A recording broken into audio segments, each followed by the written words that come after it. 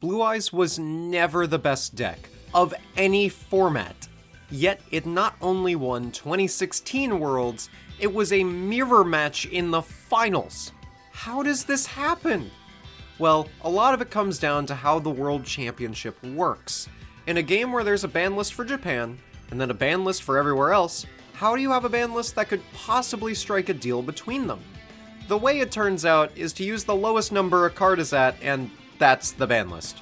For example, if Pot of Greed was at 3 in Japan, I wouldn't be surprised, but it was banned in the TCG, it would be banned at Worlds. That makes enough sense. If a card is problematic in one format, it probably would be in the other format too, so better safe than sorry. Plus, they don't have to make a completely new and unique ban list every time, which makes it so that people aren't playing a completely different game than the one they were in to qualify for the World Championships. Except they often do.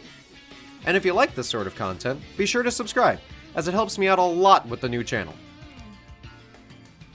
Worlds also doesn't allow exclusive cards from any region, which automatically knocked out one of the best decks of the TCG format, Cosmo. The archetype was only created outside of Japan, so it wasn't allowed. The entire meta gets swung when you eliminate a part of the Cosmo, Monarch, Necros triangle, so what happens when you hit another side of that shape until it's gone? Necros was hit in different ways in different formats, so combining the banning of Shruit from the OCG and the limiting of Bryanak from the TCG, along with all the other hits the deck took up to this point, Necros was down for the count. This created a format that wasn't what anyone was used to, kind of like what Master Duel is doing, but so much worse. If you think Max C is bad, imagine decks getting obliterated or, Thanos snapped out of existence entirely. Lastly, the World Championships has a policy of rewinding the format for Japanese players and sometimes even TCG players. The Japanese part makes sense considering they get sets several months ahead of the TCG, but the TCG has all of the cards the OCG does. Except for, exclusives and all that, but they'll still get a cutoff point that eliminates sets that have existed for a month or two by that.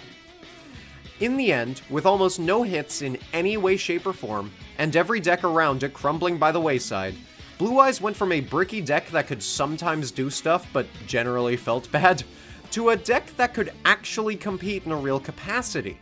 Think UU from Pokemon tiering and you kinda get the idea. The story of Blue Eyes winning Worlds is somehow not even really about Blue Eyes for the most part. No disrespect to the players and eventual winner of the biggest tournament in Yu-Gi-Oh!, but their deck was helped by cutting the legs off of every single deck around it until it found itself in the best position it could possibly be in, one it could never reach again. If you like this video, you'll love the one about how the World's ban lists don't make sense, so check that one out right here.